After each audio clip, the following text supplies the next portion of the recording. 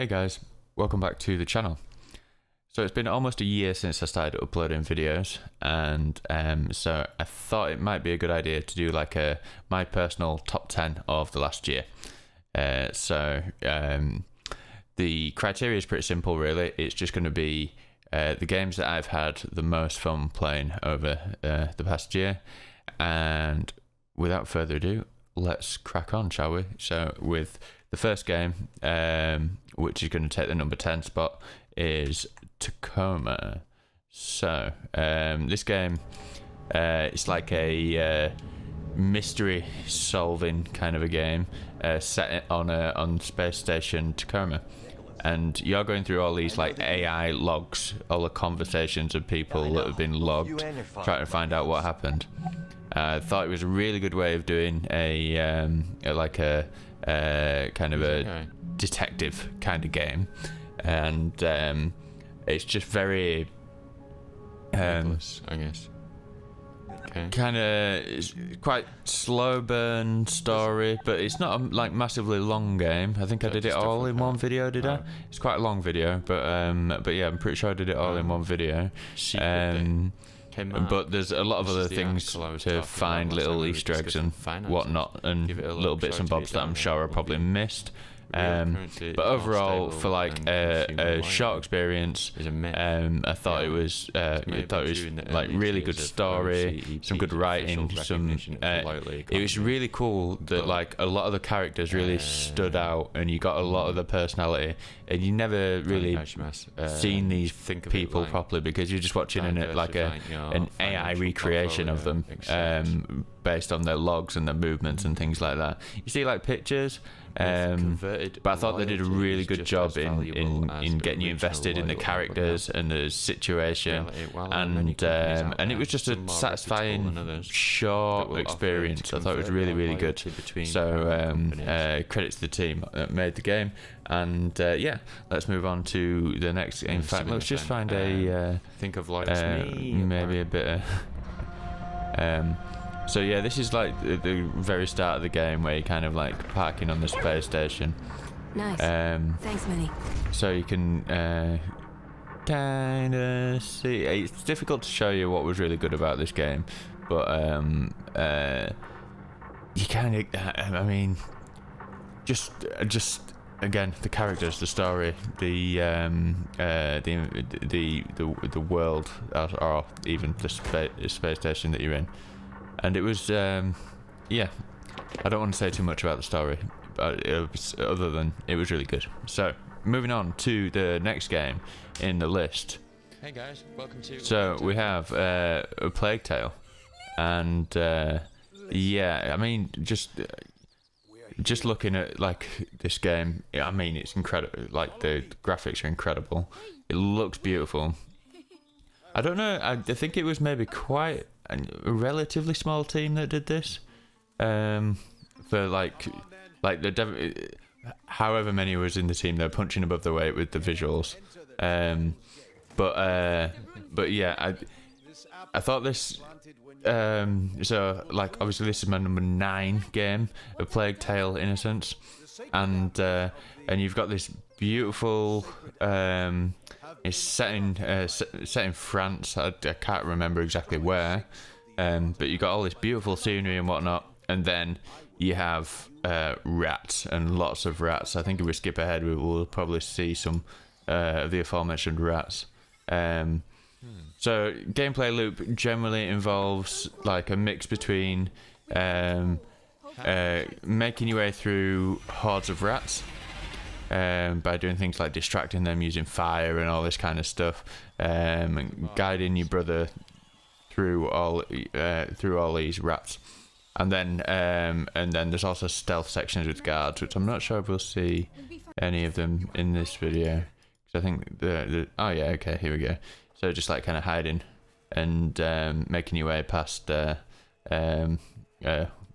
like enemies and whatnot without you generally don't kill a lot of people in this game, which it's always good to see. Because that's It's one of the main things that gets like kind of thrown around into like a slur against gamers. All you do is shoot stuff and kill stuff and whatever, and it's not just that simple. I mean, there are a lot of games where that is what you do. Don't get me wrong, but yeah, it was really really refreshing experience. Lots of innovative like kind of puzzle solving kind of things. But it's nothing like taxing. You were never going to be stuck on anything. And I do think the story kind of ran away a little bit towards the end. It kind of lost some of its... It went a little bit... over the top and kind of... I don't know, it kind of seemed to lose its direction a little bit. I don't know, lost something towards the end. But... still, it was a stellar experience, and it just like from the minute you start playing it, you're just engrossed in this world. Back in time, you're helping your little bro out, and yeah, I thought this was a really good game. So moving on to number 8, I'm going to be surprising myself here because I can't quite remember which order I put everything in. So number 8 is going to be Star Wars Jedi Fallen Order. Maybe we do. So this is kind of like a... it's made by Respawn. It was like a message hasn't quite I'd describe it as Star Wars Dark Souls, kind of more kind of fast-paced action than Dark Souls. Probably closer to the combat in Bloodborne or Sekiro, really. But it's got like a whole kind of third-person camera locking onto enemies, parrying attacks, and stamina management kind of a feel to it. But this is another game that looks fantastic. I think this was one of the first games I played on after moving to PC as well, and which made me appreciate PC graphics to no end. But I'm never going to put something in a list just because of graphics. I had a lot of fun with the combat because it's very kind of Dark Souls-esque. But it was just a nice relief. I'm not like a Star Wars fan in any way, shape or form, really. Movies don't really do anything for me, but I can really appreciate a good Star Wars game because there's so much to work with in the Star Wars universe. So many different ways you can take a game. Knights of the Old Republic, obviously it was a classic, and I remember I had a what was it? I think it was something like Jedi Knight 2, Jedi Outcast. When I was really young, I probably couldn't even play the game at all, but just running around this world and using like loads of lightsabers and jumping around and force powers, all that kind of good stuff. That we saved. And so I think Respawn did an incredible thing by actually somehow getting EA to agree to let them do their own thing on this game and not live service it up to anything. If memory serves correct, I don't think there was any add-on purchasable things or anything. It's just one good, not amazing, but very good story in very well-crafted environments with some interesting characters and plenty of lightsaber and force powers and all that kind of jam. So yeah, it's really enjoyable experience. And I don't know, is there some DLC for this? I might have to check out if there's some DLC. I think there probably should. There probably is. Probably gone past my radar. They've been putting out some good games. Yeah, you hear me saying that Respawn have been putting out some good games. Yeah, so moving swiftly on. So this, I believe, would take us to game number 6, and that's going to be Control. Do you know, I think this might be higher up if I had the PC version. To Control. Because one of the things I noticed while playing this game was just a lot of lag in the combat, and I think it's probably a better experience if you optimize it on a PC. But I was playing it on PS4, and it was still a phenomenal game, start to finish.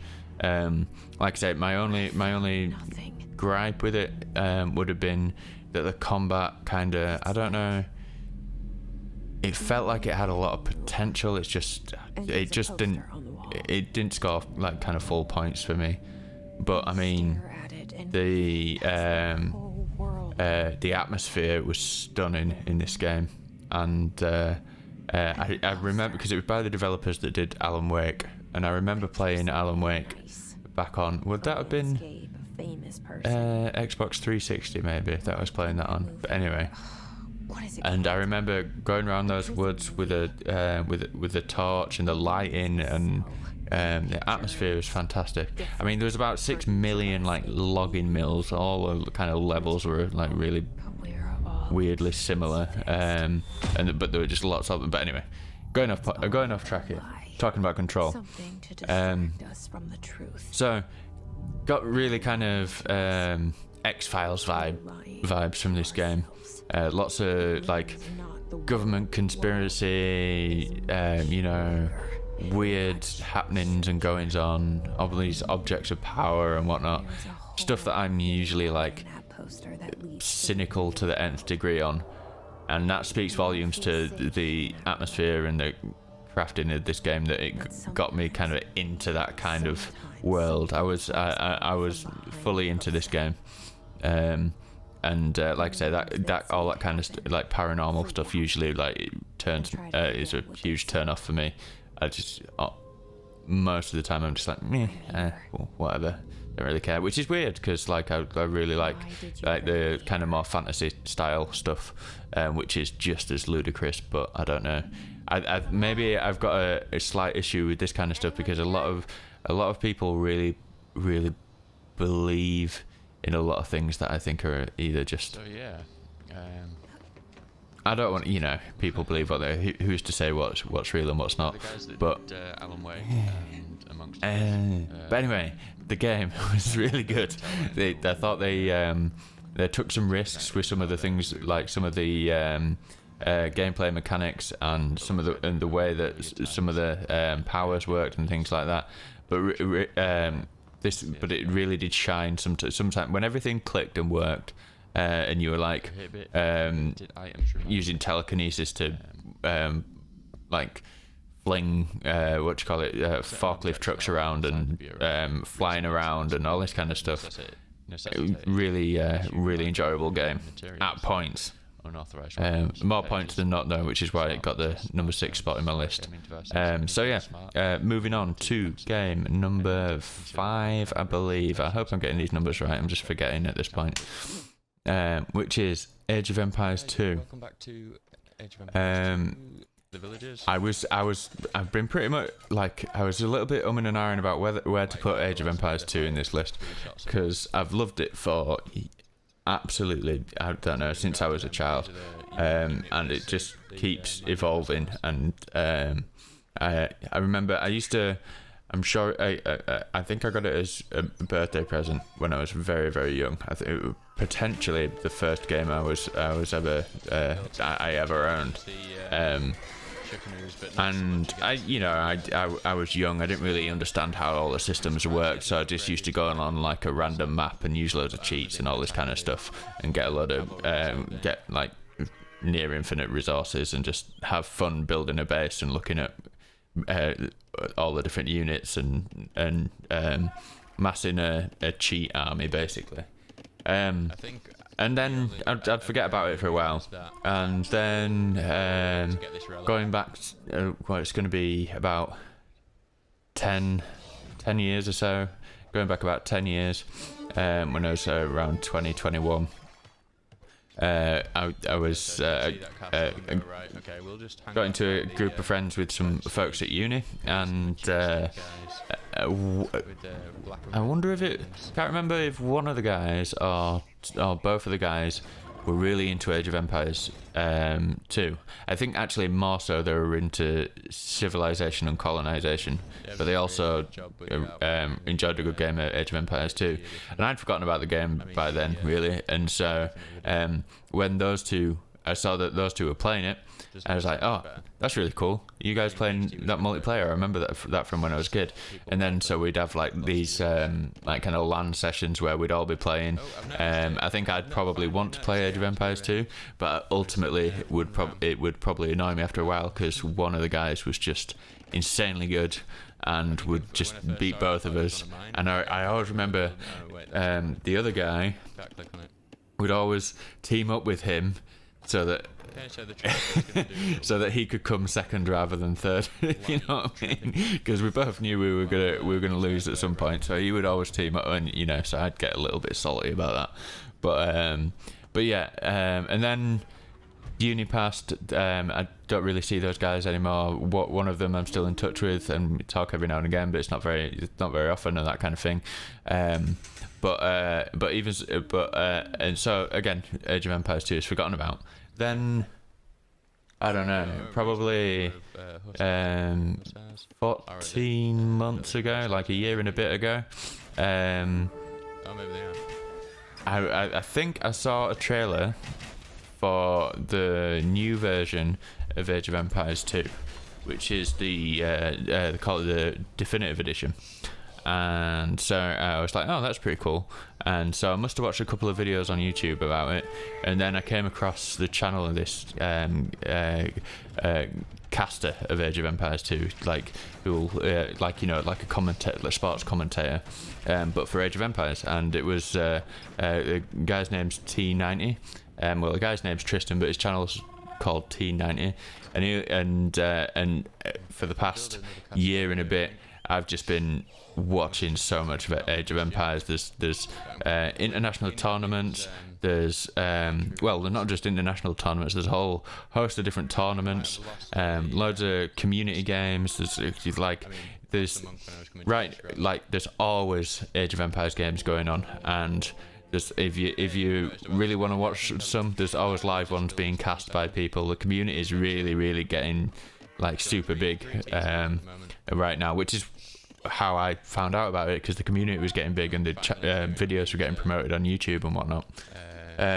But yeah, I still suck at this game. I really enjoy it. Yeah, like I've uploaded a few of the online games that I've had, and a couple against the AI to the channel. This is one of them. This is one of the online ones. And yeah, I can, I win less games than I lose. I definitely lose more, but I can win the odd game here and there, and I kind of know the basic principles. I'm just not very good at actually executing what I need to do. I always seem to fall behind in one aspect or another, but it's still loads of fun to play. Just crack a load of tunes on, and get to work with your clicking and your hotkeys and whatnot.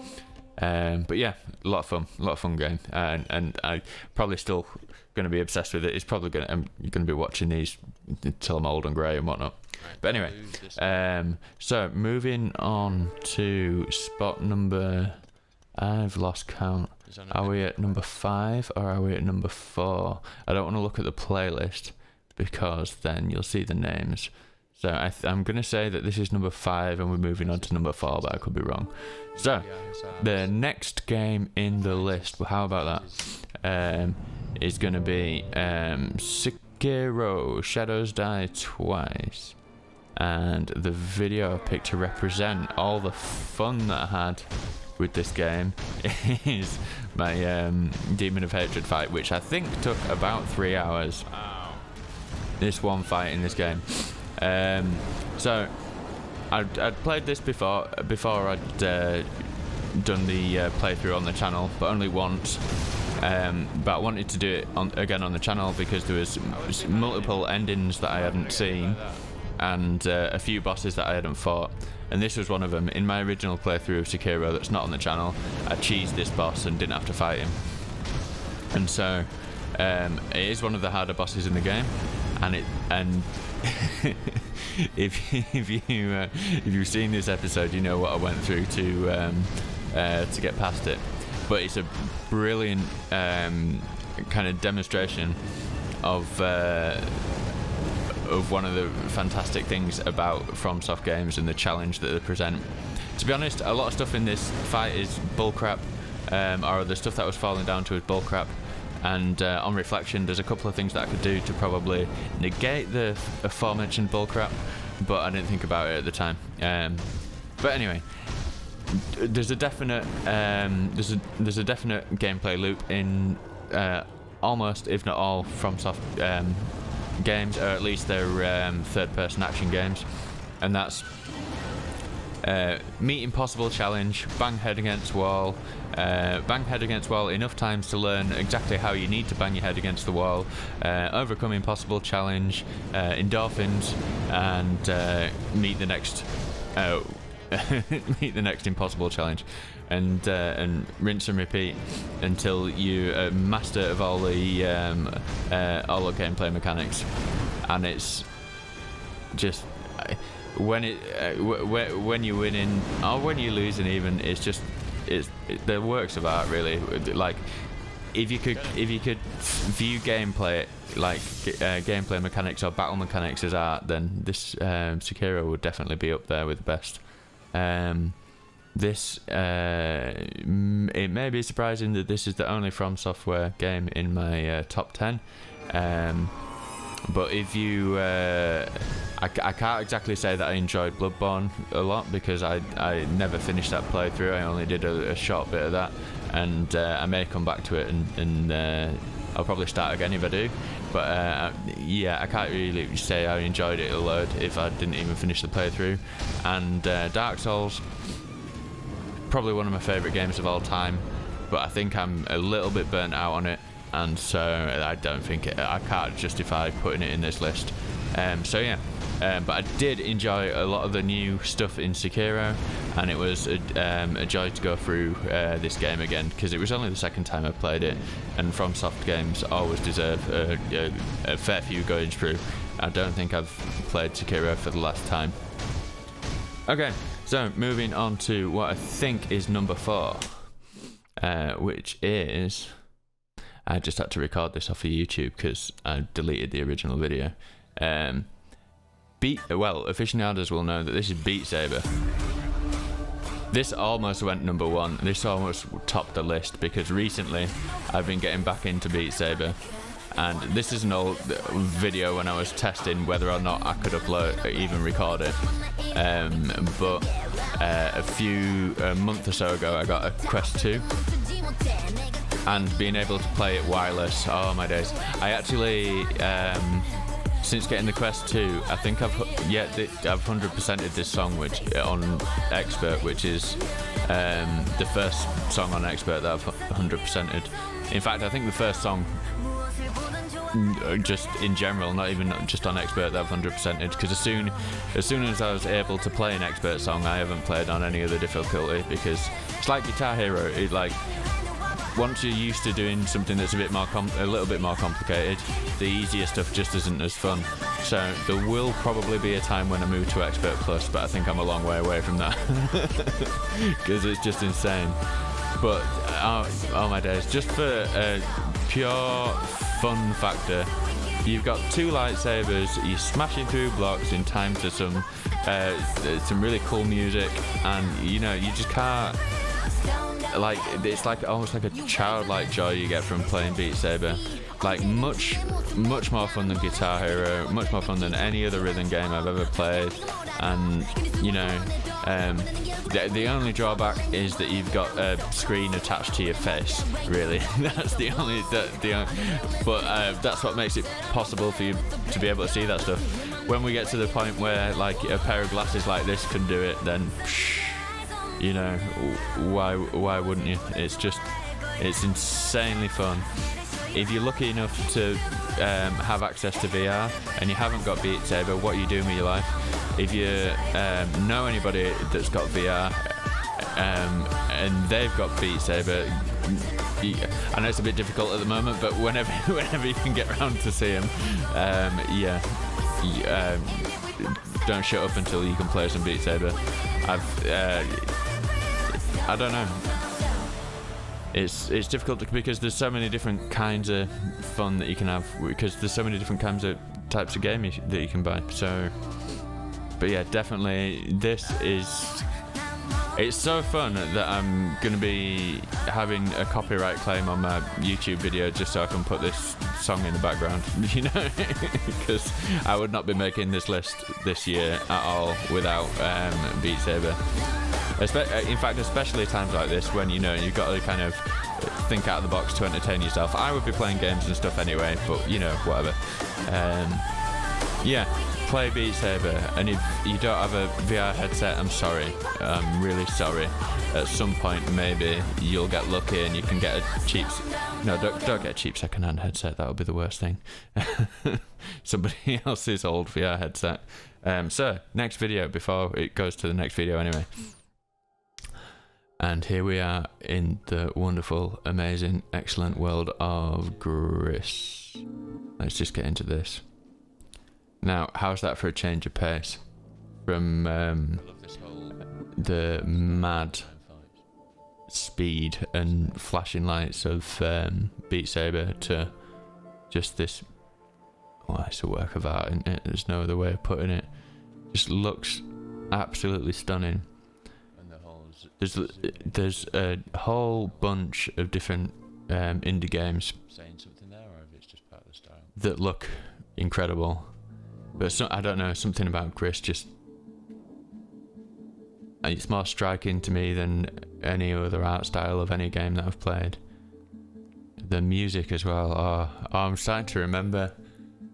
Man, I'm going to have to look into what these guys did next. Or what they're currently working on at the moment. This is like, I don't know, I'm getting all emotional just watching this first bit. I don't want to spoil too much if you haven't played it or seen it. It never, I don't think it outright says a lot of things. It's all implied things. But it's got a really strong, this really strong message that's going all the way through the game. And you get to be a part of this moving art piece. Oh, the music, man. Yeah, something tells me that we're going to be going backwards here. Yeah. And I can't remember how many people are on this team, but it's incredible that, you know, you can have a game like you could that takes... I mean, I not long saw the credits, let the credits run for the all the way through on Cyberpunk. I wanted to see if there was anything extra at the end. There's not, by the way. But and anyway, if I enjoy a game a lot, I like to at least let the credits run once, even if I don't read it all. Just out of respect for the people that have made it. But I think that lasted a good half hour or so, maybe 40 minutes of just names.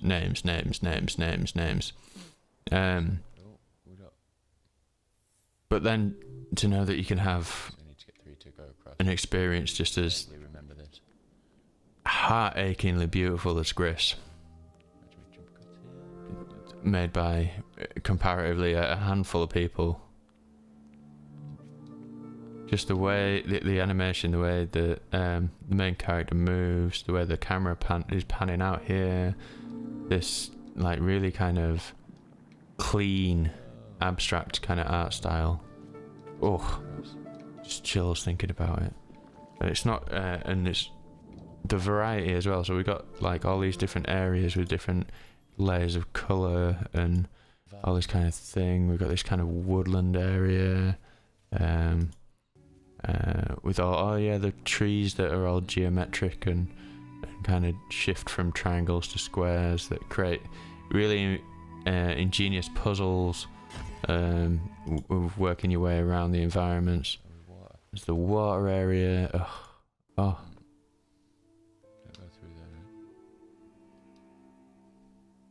And I'm just trying to catch bits of the music as well. I can't remember if I got the soundtrack for this or not. So I'm not sure. I might have got like the the collector's edition or whatnot that comes with the soundtrack or something. But yeah, if you've not played Gris, bound to be on a platform that you can find for reasonably cheap. It's I got it on Steam, I think, for next to nothing. But I'm sure you could get it on the PS Store, or you can probably get it on the Xbox Store. I can imagine it's probably everywhere. But yeah, incredible game. Again, just a work of art, and this was also contending for the top spot on my list this year. So, moving on to what I think is game number 2 out of 10. And, of course, it is Disco Elysium or Elysium. I still don't know if it's... I think it's Elysium, actually. I think I say Elysium, but I think it's actually Elysium. This is going to be difficult. I'm going to have to put the sound way down here, because I'm going to be talking all the way through, because I'm reading all this text over here on the right. But there's no way to tell, not without headphones. What can you say about this? I mean, like, it's how that will sound. it's like a point and click RPG, like you've never played before. Play this drunk detective who just absolutely, you wake up, you don't know where you are, you don't know who you are, you don't know what you're doing, and you've got to solve a murder in the middle of city that's on the brink of war between the people and the and the businesses in the area, and everything's decaying, and everything's like, it's such a dark world, but it's got a lot of the elements of the world are surely inspired by some the writers' experiences and things like that.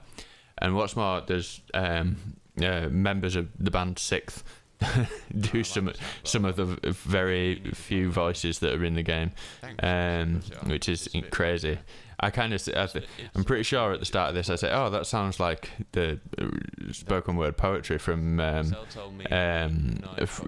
guy from Sixth does, and my mate Adam, who we all really like Sixth, but he's like a huge fan. I enjoy it, but it's not like on my playlist all the time. He was like, yeah, that's the guy from Sixth who says that, and I was like, oh, well, that makes sense then. That's why it sounds like him. But yeah, this is another one that's like going through a work of art, but a completely different work of art. This is where Gris is beautiful and touching and emotional. Disco Elysium or Elysium is, like I say, decaying and rusted and decrepit, and it's all of the. It's almost like a photo negative, but obviously a completely different game. The writing really stands out in this game. The characters and the story and the choices as well. And I really need to go back and play it again, but do a completely different build, because there's just, judging by all of the different things that you're able to do from the certain abilities, I think there's 4, or is there 3? There's 3 or 4 kind of main kind of skill trees, as it were, kind of a thing that you can put a lot of like skill points into, and by changing your build, you can have a really different kind of experience of the story. So I'm gonna go back at some point and play the other side of it. I might not do it on the channel because it's a lot of reading. I had a sore throat after almost every time I recorded an episode of this, but just because it's like reading half a novel every night. It's out loud. It's not great for your voice. I'm starting to get there now, just from speaking constantly for so long. Yeah. Again, this is probably a game that you could buy, maybe not super cheap. It's not going to be as cheap as Gris, I wouldn't have thought. But if you want to get lost in like it's like a, I don't know what you call it, like a noir punk or something, I don't know. So you could go around Revacol or Revacol or whatever it's called, talk to all these mad folks and get into it's like there's no like fighting or that kind of stuff that, like, you know, as a gameplay mechanic, there's people that are fighting in game or whatever, but it's a total point and click tech. It's like a old text-based RPG brought to life with incredible art and just fantastic world building and writing and story and characters.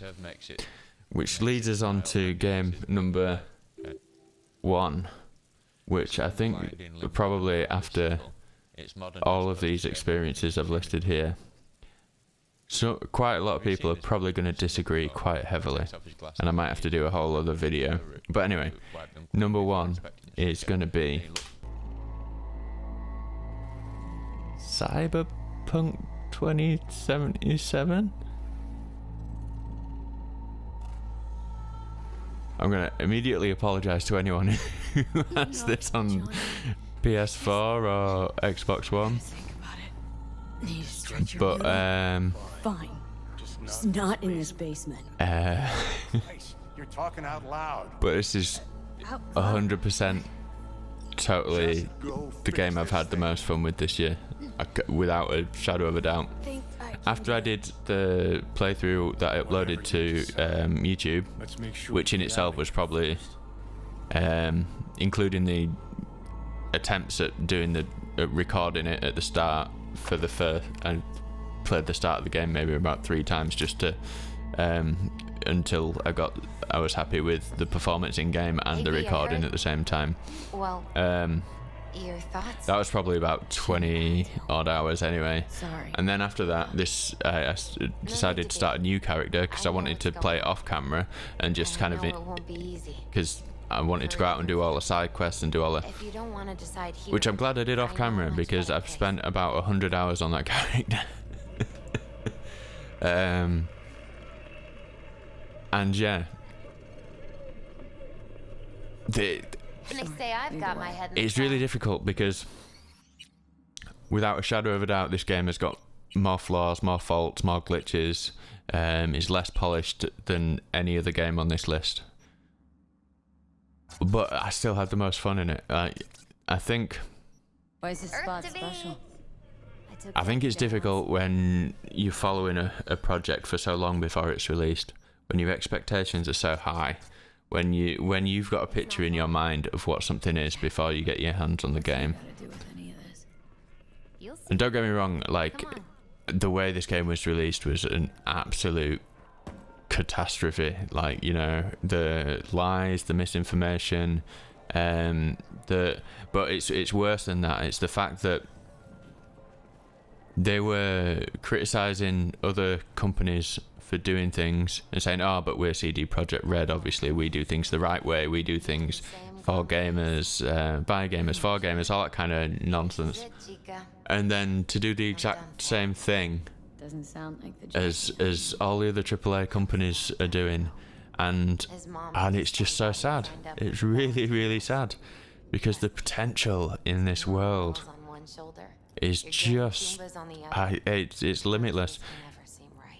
And like I say, I've had so much fun going through it. I had loads of fun going through on the playthrough that I did on YouTube, and I would say probably even more fun on the one that on the second playthrough, because I was able to just kind of take my time, not really bothered about when I do story quests and things like that of that nature.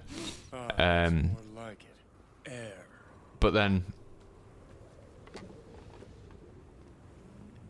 like, there's little things that just kind of taint the experience a bit, and you've got this incredibly massive, detailed, beautiful kind of dystopian cyberpunk city.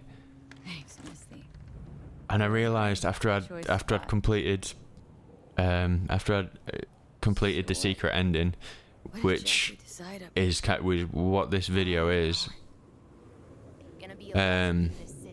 Which I'm gonna stop, because I think I'm gonna do a whole other video on Cyberpunk 2077, just about like the potential, you know, why, like where it could be versus where it is, and where it is still topping my, you know, personal best game that I've played in the last year, like list. So it's somewhere good, and that's like all down to the developers, who are meticulously crafting this world, and they just needed more time. They needed, I think they needed at least. Well, I don't know.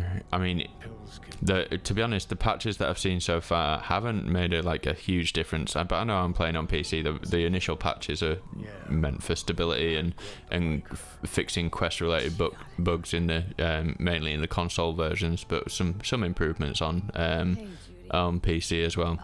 If you look at the screen now, you can see a bug that I'm experiencing. There was some Delamain, which is a cab company in the game. Some Delamain quests earlier on, and ever since then my Hollow thing has been bugging out, and so people have this like kind of visual glitching going on whenever there's a phone call.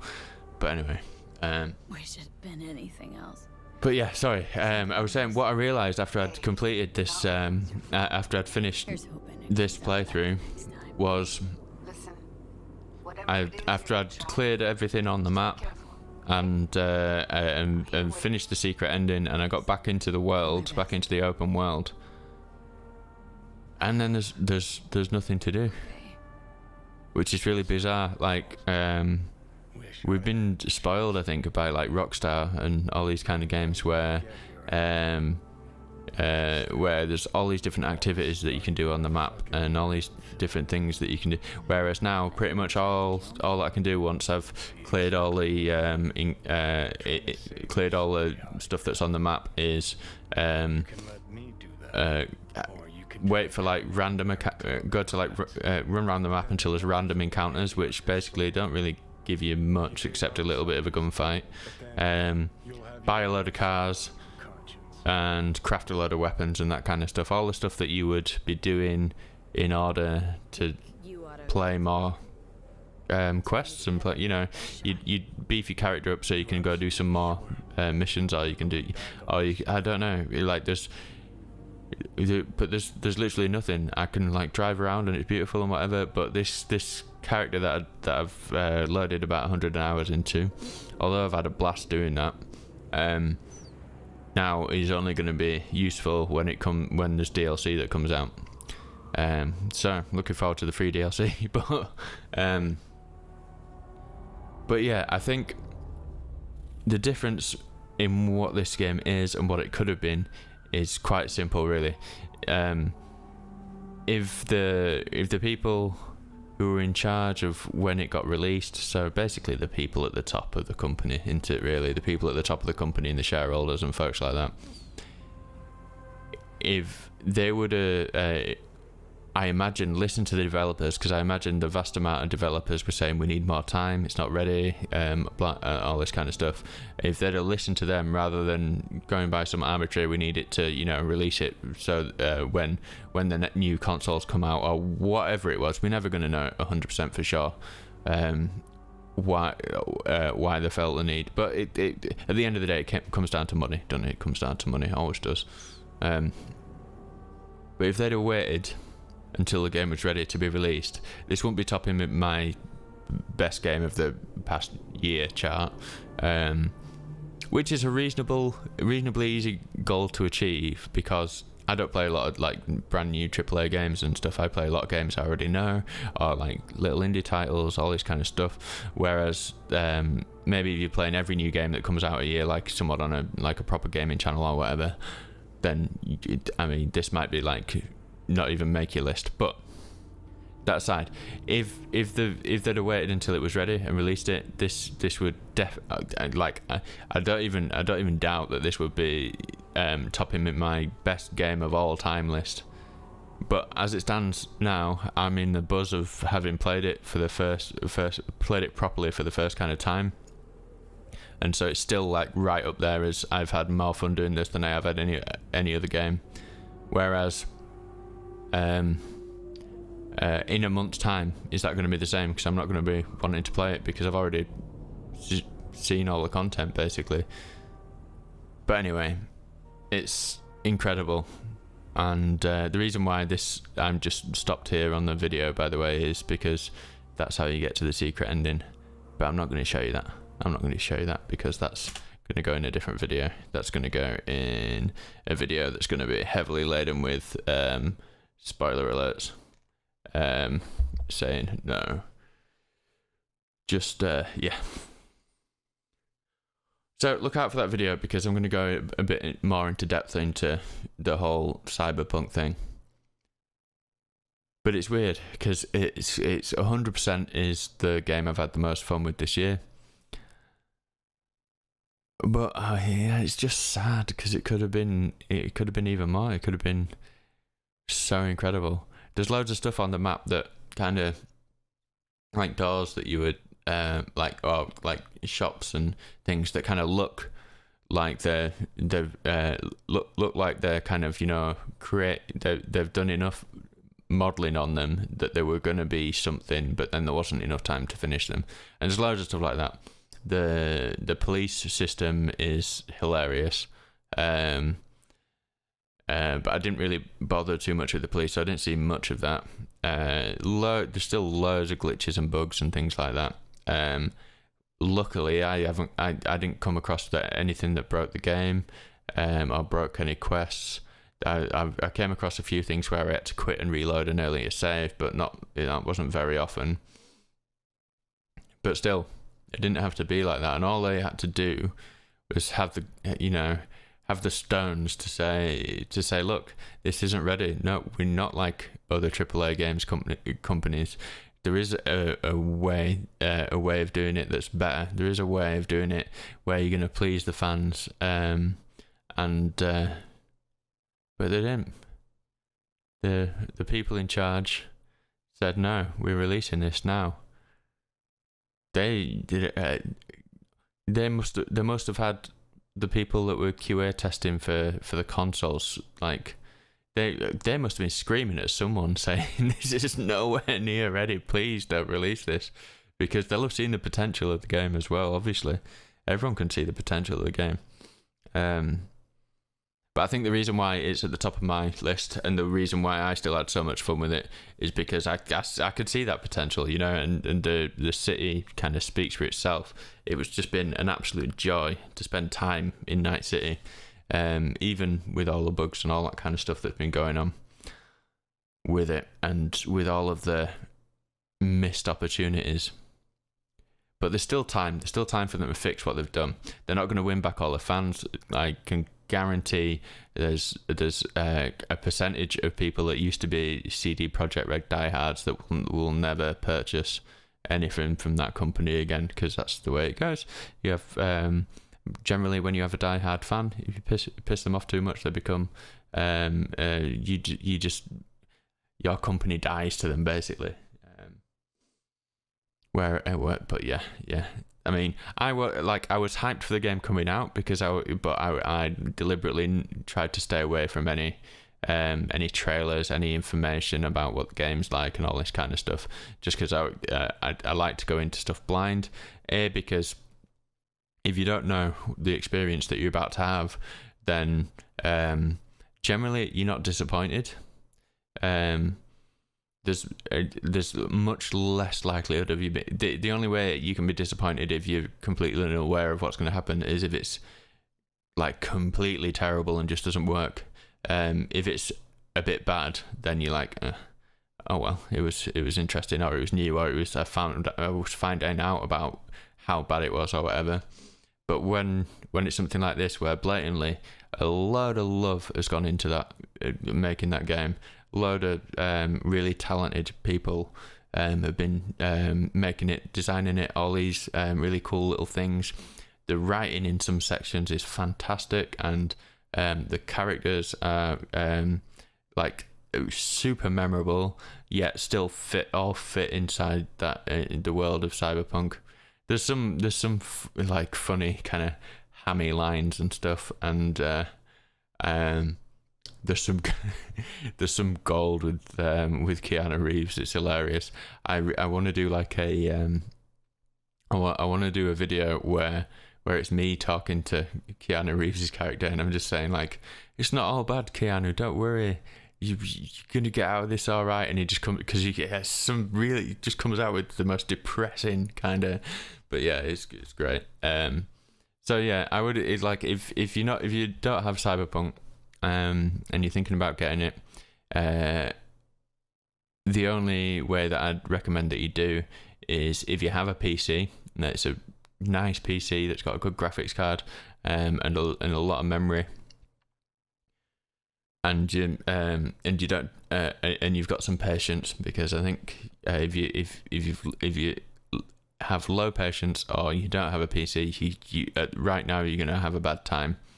Or alternatively, just wait, because I reckon in a year's time, this game is gonna be somewhere near with its potential. And I think it might even take longer than that, to be honest. But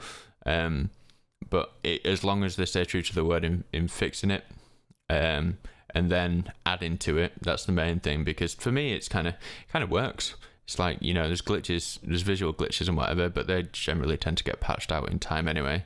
But it needs more interactivity in just the open world, because there's like maybe three types of one quest in the open world, like one path of quests in the open world, and maybe three types of another, and they all kind of play out very similarly to each other. There might be the odd really cool mission here and there where you meet a new like character who sticks around for a little bit or whatever. But yeah, like I say, that was the top game of the most fun I had in gaming this year was in Cyberpunk 2077. Let's hope that by the end of next year I'll be saying it's the most fun I've had in any game. But right now, definitely it won't be, because other like Dark Souls, I had years of fun out of that, and Bloodborne the same, and many other games. In fact, if I was to do this list in a couple of months' time, maybe the ordering would be different. But hey, who knows? This is where it is right now, and yeah. So thanks for joining us, and loads of thanks to anyone who's been liking his videos, interacting, leaving comments and stuff like that. I don't ask people to do it because it's a bit weird, but it's been nice when it's just happened and people have been like, oh, I like that, or have you thought about this? There was someone who said try Wreckfest, and I've been looking at it. I've been waiting for a sale, and waiting until there's a gap in games that I've decided that I want to play, and that's still not happened yet. But I've still got my eye out. At some point it might happen. Who knows? Does look like an interesting game, but yeah. So thanks for coming along for the year. It's been a lot of fun, and yeah. What can you look forward to next year? Well, I'm not going to say, because that would ruin the surprise. We'll be playing games. We'll be playing more games. And it'll be, I don't know. I don't know what it'll be. Maybe they'll all be terrible. But maybe they'll all be amazing. Like, yeah, whatever. But yeah. Thanks for joining us, guys, and I'll catch you next time. Right. Bye.